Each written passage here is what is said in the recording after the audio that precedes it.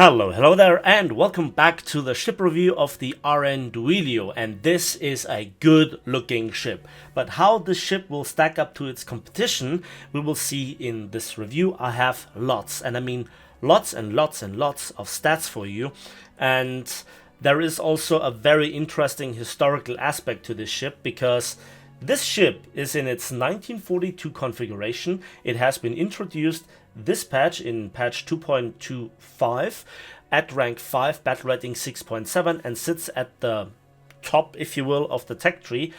And its predecessor is the RN Andrea Doria, which is historically speaking its sister ship, but is here in the game in its 1930s configuration, sitting at battle rating 6.3. And basically, this is much closer to its original version, the World War I version, where we see 13 12-inch guns and heavy secondaries. The ship is relatively slow, and the RN Duilio is basically a Frankenstein's monster ship. It is tried to be modernized, and it is in some ways successful. It has really great improvements in aspects that matter, but in the main aspect it feels a little bit like a downgrade. First of all, the central triple turret is missing to make room for more machinery that, together with the lengthened bow, which we'll come back to later, that's a bit of a mouthful, gets the speed up from 39 to 48 kilometers per hour, and that certainly helps. Then we have additional armor plating everywhere. We have less guns, less main battery guns, but we have bigger ones, because the 305mm or 12-inch guns have been bored up to 320mm or 12.6-inch guns. The fire rate is slightly faster, so that offsets the loss in DPM a little bit.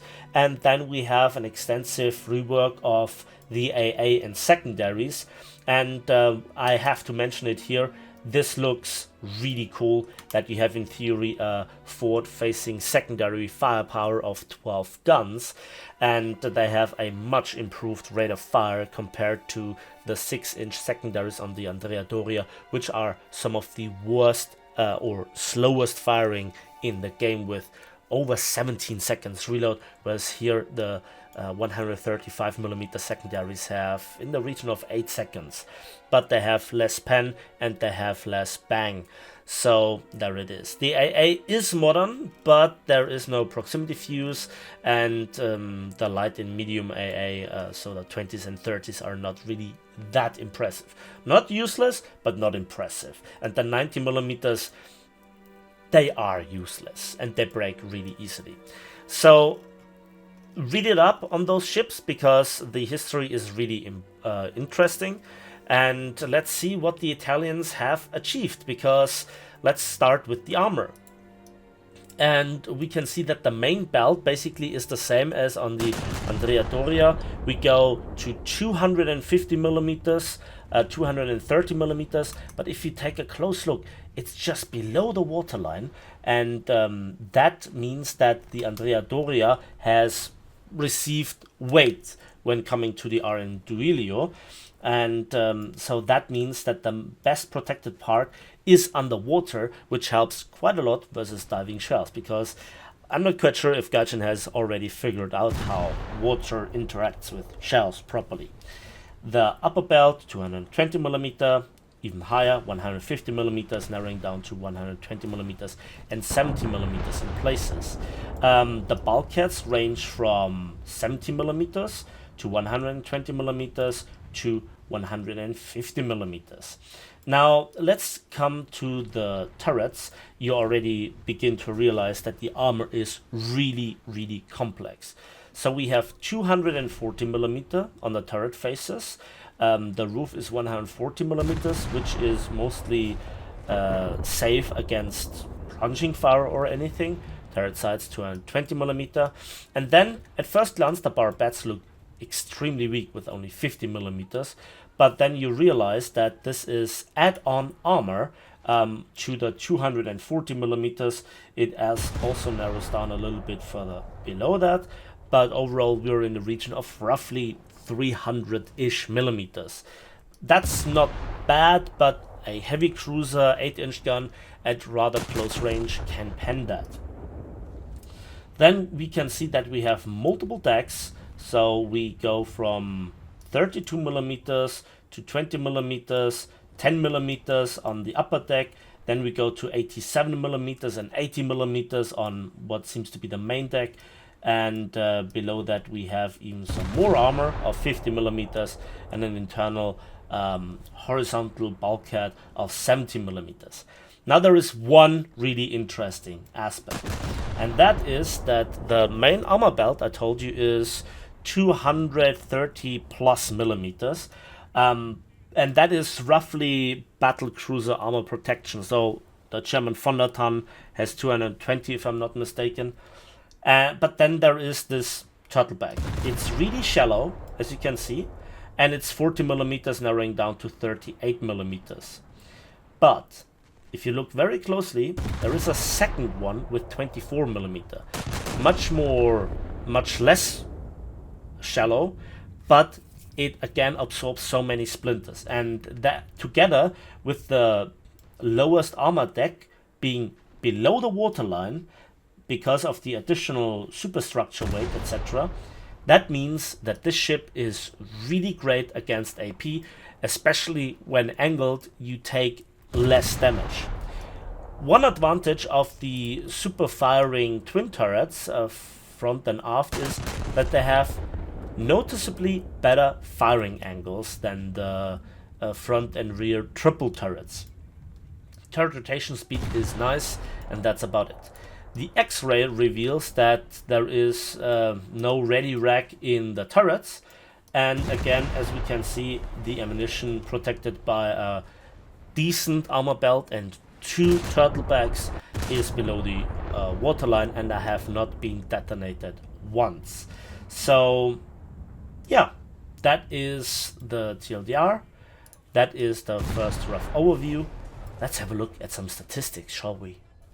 So the first thing that we know in the comparison is that I included some ships of higher and lower battle rating to put things into perspective. First of all, for its battle rating, it has some of the higher caliber guns, 320mm, and it has 10 of them. And the reload with 28.6 seconds is also faster than most other battleships, excluding obviously the Germans because crazy DPM. The effective DPM shells in the air per minute is 21. That is not bad, but we will have to have a look at what the shells actually are capable of. The next thing, let's talk about the torpedoes, or rather the lack of. Interesting side note is that the Andrea Doria, so the predecessor version, basically has torpedoes. They are also not the best, but at least you have them, and this ship doesn't have it. Again, a measure of modernization. The displacement is quite nice with 29,374 tons, although that doesn't mean actually anything aside from pushing cruisers out of the way at spawn. The top speed is actually a nice improvement compared to the 39 km per hour of the Andrea Doria, so we are sitting at roughly 20% higher with 48 km per hour.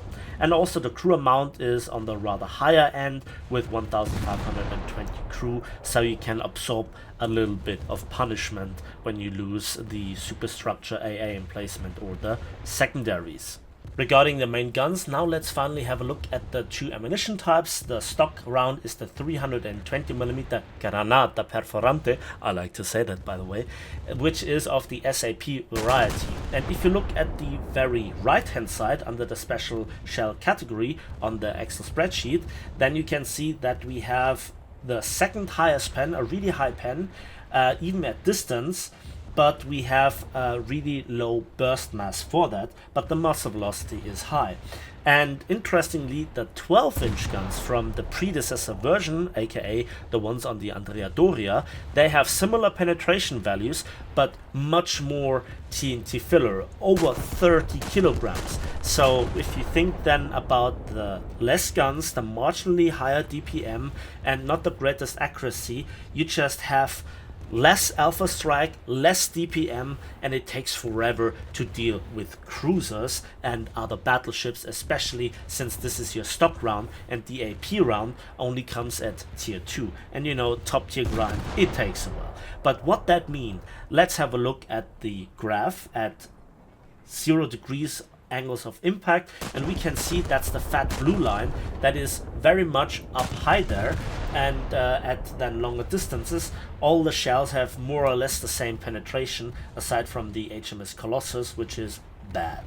But at 60 degrees angles of attack the differences are much closer. Now, some of the lines look a little bit weird, but that is then when the penetration from the kinetic energy falls below the penetration from the HE filler. Most notably with the flat line of the USS Nevada's HE round and the HMS Colossus round, which then has this weird shape. So all the shells behave more or less the same, but still the RN Duilio has a really good performing SAP round, especially regarding its caliber. The second shell type is the 320mm AP-HE BC Pala, which is of the AP-CBC variety. And we have a similar story. We have very high muzzle velocity of 830 meters per second, and we have only half the TNT in the filler with 6.38 kilograms, and that is really contributing to the lack of damage output when it comes to the AP rounds. But we also have therefore very high penetration. For instance, at 60 degrees angles of attack, we are up there with the 14-inch guns, surpassing them to roughly 5 kilometers, and then we fall below them. That is because of the comparatively low caliber, but it's still very good. And that is where we again go into the realms of all pan, no damage. A similar story can be seen at 60 degrees angles of attack, and we are right up there with the 14-inch guns at roughly 4 kilometers. We drop a bit below them, but we're still head and shoulders above in terms of penetration performance compared to contemporary caliber guns, and that is good. And you very much see what the Italians tried to achieve, to get the maximum out of this caliber that they could stick on basically this old World War I hull, and to a certain degree it worked, but in War Thunder that's not really that great. So now let's talk about what that means for ammunition selection. So due to the fact that, according to the stat card, both the fuse sensitivity and also the fuse delay are exactly the same between the SAP round and the AP round, you could be forgiven to think that it's just an exchange between raw penetration or higher alpha strike damage, and you would think that automatically when engaging other battleships you switch to the AP round, and when dealing with cruisers you switch to the SAP round.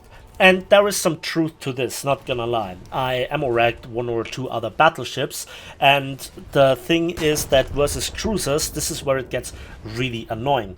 Now, logically thinking from other games and from other ships, you would think, yeah, if a ship shows you broadside, then you engage it because it's the easiest to hit.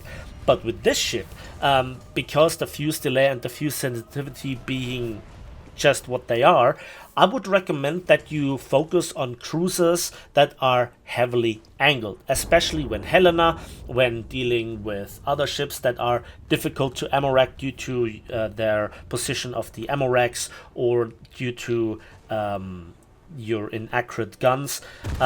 Just stop your ship and then aim for the cruisers, and then with a little bit of experience you take them down. Again, it takes forever in this ship. That's also true for other ships, but this ship is just is not really feeling that rewarding. And also regarding future metas, maybe HE shells will come back to former glory. Doesn't matter for this ship because it doesn't have it. The same goes for base use HE. So this is where I just found it really difficult to rack up lots and lots of kills. But before we go into this, let's just round it up with a quick overview over the secondaries.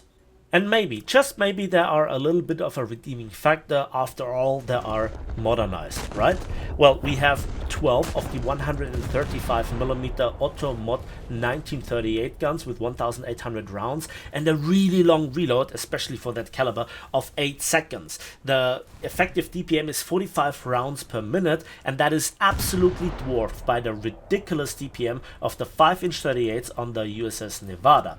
Despite you having less guns and despite having such a long reload, it is a noticeably effective DPM increase over the 8-gun secondary broadside on the Andrea Doria, because that has a ridiculous 17.2 second reload on those old 152mm guns. That's the same, almost the same reload as on the Scharnhorst's 11-inch guns, just to put things into perspective.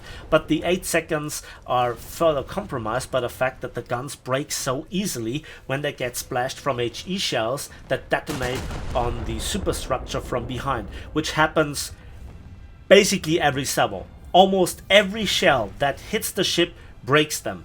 Either it's the very thin rear turret armor of only 30mm, or it's also the fact that some 3D X-ray models like the rangefinders stick out of the armor but are not covered by the armor plate. So when they get damaged, the entire turret gets knocked out. And it also might be just a combination of both of them. So they break insanely often, you have to repair them all the time. But maybe the shells are really good and are worth it. Let's have a look. And the simple answer is no. The AP rounds are the most useful. They have relatively high pen, they have a decent yield and a nice muzzle velocity, but the HE is really pitiful. And if you compare especially the HE with the USS Nevada's DPM, you just have a completely different level of secondary firepower.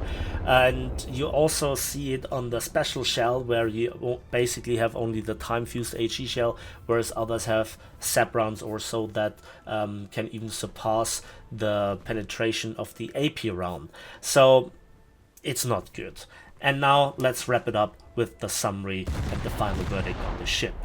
So let's come to the final verdict on this ship, but before I do that, I have to thank here my French friend for taking the time and going through the depths of statistics to help me collect them, to make the Excel spreadsheet and to just discuss it.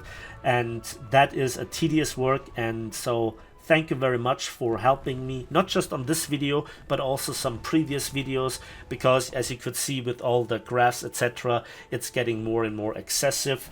It has not really shown any big value in this ship review, but overall it helps to understand where the ship is coming from, and also basically is a ship review for many other battleships as well. So what are the good things of the ship? Let's start with some subjective things. First of all, I absolutely love the look. The 3D model looks absolutely fantastic. I like the level of details, I like the profile from the front, and also like the history and the attempt of the Italian engineers to basically take a World War I dreadnought and drastically rebuild it to get something out of that effort that might still make an old ship relevant for the future. And it actually is there. The armor is tough. The guns have great performance on paper. The AA is much more modernized, and the speed is just massively increased, and it doesn't feel like a snail. It doesn't feel like a turtle. It's actually going to places. Yes, some other ships are faster, but remember, this is a more or less completely rebuilt World War I dreadnought. But sadly, this does not translate into great battleship killer capabilities. It doesn't translate into cruiser killer capabilities.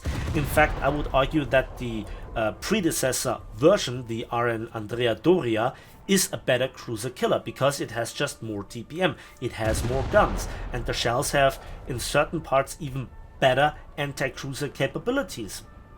Funnily enough, I think that one of the only ships that I actually ammo-racked with the RN Duilio was another Andrea Doria. So ultimately, this is all pen, no bang, and that is sad. it just takes way too long to take down enemy cruisers. At some point I even refused to shoot at other battleships. I did damage, but I only drew their attention, and then I died from the return fire, either because much more potent shells were coming my way and even the angling then had its limits, or I was just taken down by the DPM. And when you draw the attention of an enemy Helena, which spams you constantly and you just burn and lose all your modules and you're starting to flood and your return fire has little effect, that's just frustrating. The entire Italian tech tree is, in my opinion, not worth it. Destroyers, bad. Light cruisers, bad. Heavy cruisers, very bad. Battleships, mediocre. Other tech trees have a much greater future and already are having much better ships, much more modern ships, much more fun ships, I would argue. Coming even from World War I dreadnoughts to some of the best battle cruisers that they field. And I still have hope for the far future in the Italian tech tree when we see some of the 15-inch gun-armed ships, but until then, if this is the best that they get, it's far from good enough. And so, yeah, the ship, all the pen, none of the bang. It is improved in certain aspects, but that doesn't make it a better ship in War Thunder compared to the Andrea Doria. That's it for me today. Again, big thank you to my French friend for helping me collecting the data and validating it. Then also thanks for watching if you're still here. I hope you enjoyed this video. I hope you were not overwhelmed by all the statistics and the screen getting slightly full. And why not like the video? For you it's just a click, for me it means the world. Subscribe if you want to see more. Let me know in the comment section what you think about this format, this extended review. Let me know what you think about engaging this type of ship. How often have you seen it? Do you share my verdict or do you have a completely different opinion? I'm always down for a objective discussion. And as usual, thanks for watching, thanks for listening. Again, please give this video a like, give it a subscribe if you want to see more, and we'll see each other on the battlefields, in the skies, and on the waves of War Thunder.